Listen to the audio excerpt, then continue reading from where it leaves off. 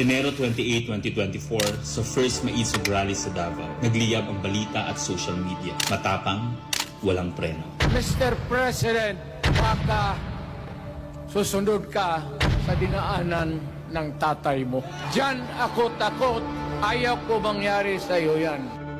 Nagbato ng maaanghang na salita si dating Pangulong Rodrigo Duterte laban kay Pangulong Marcos tungkol sa di umano'y paggamit ng droga at ang kontrobersyal na People's Initiative.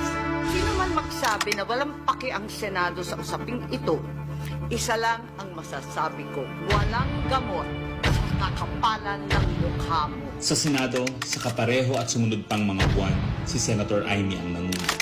Pakialam sa PR, wala kayong pakialam sa PR, wala kayong pakialam sa PR.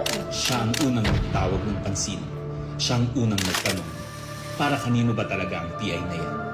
Marso 2024, sa kabila ng bangayan sa harap ng sambayanan, narinig natin si Pangulong Marcos. Matatag, matapang. The International Criminal Court has no jurisdiction over the Philippines as we remain to have a working judicial system and law enforcement mechanisms. Walang jurisdiksyon ang ICC sa Pilipinas.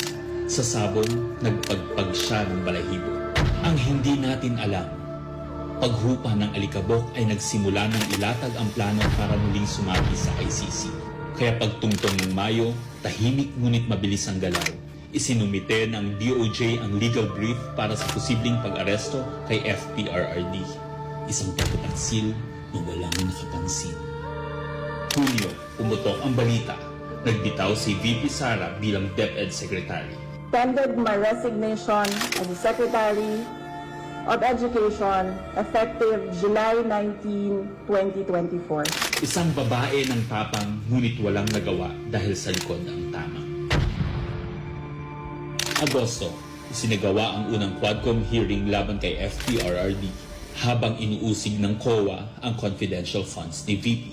Ang hindi natin alam, sa gitna ng lahat ng ito, itinalaga na ni PBBM si Marcos Lacanilao bilang Special Envoy ng Transnational Crimes na siyang magsusuko kay FPRRD.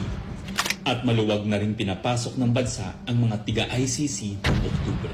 Walang bahid ng pagtutol, walang balak na ipagtanggol ang kapwa Pilipino. Nobyembre, nag-iba na ang ihip ng hangin. Matatag, matapang, walang bahid ng pag-aalinlangan. Narinig muli natin si Pangulong Marcos, ngunit iba na ang sinabi. If yun ang gugustuhin ni PRRD, hindi naman kami haharang dun sa mga ICC. Para tabunan ang galawan, pinaingay ang impeachment complaints laban kay VP Sara. The Office of the Secretary General will transmit the two impeachment complaints filed against Vice President Sara Duterte. Kahit pa nagkaroon ng INC rally noong Disyembre, naidiin pa rin ang impeachment sa Kongreso. Planado na rin ang pagpirma ng questionableng 2025 budget kahit bat-bat ng anomalya. Enero 25, 2025, sinimulan na ang Oplan Tugis o Operation Pursuit, ang lihim na operasyon para hulihin si Duterte. Pagsampa ng Pebrero, nag-apply ng arrest warrant ang ICC prosecutor. Isang tahimik na pag-uusig habang tayo'y pinaiikot ng mga rally at press release. Marso, muling nilinlang ang bayan. Humingi daw ng 60-day extension ang DOJ para sa EJK report noong Marso 6. Pero ang totoo, nakabinbin na ang arrest warrant mula sa ICC chamber Marso 7 hanggang 10. Ang hindi natin alam, Marso 11, 2025, sa kanyang pagbalik sa Pilipinas, hindi pa man bumababa ng eroplano si FPRRD, isinagawa na ang pag-aresto. Maingay ang paligid, magulo, pero ang dating Pangulo ay nanatiling kalmado. Isinakay siya papuntang The Hague alas 11 ng gabi. Kasama sa eroplano si Marcos Lacanilao, ang nagkanulo, ang nagsuko. Pero kanino ang sisi? Sa mga utusan o sa nag-utos? Managot ang dapat managot, nakalatag na. It's a request to the Philippine government from Interpol enforce the arrest warrant. And we have commitments to them. Ayaw nila ipagpatuloy ang pag-iimbestiga. Maliwanag na maliwanag, na ang buong administrasyon na ito mula sa pinakataas hanggang sa galamay nagplano. Ikaw ho ba nagplano ng lahat ng ito? Hindi naman. It was a group effort. Secretary Chidoro was there, Secretary Anyo was there too, and the President and I. Nagsakatuparan.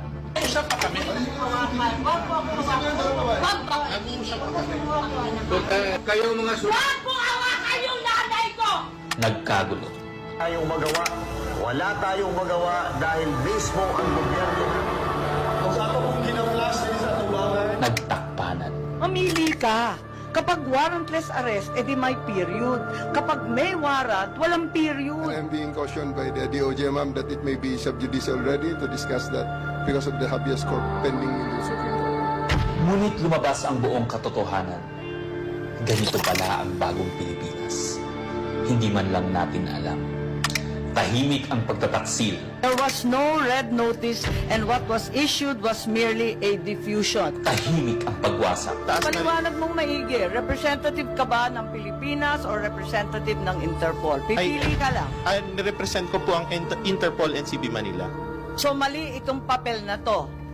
Harapan ang pagtalikod.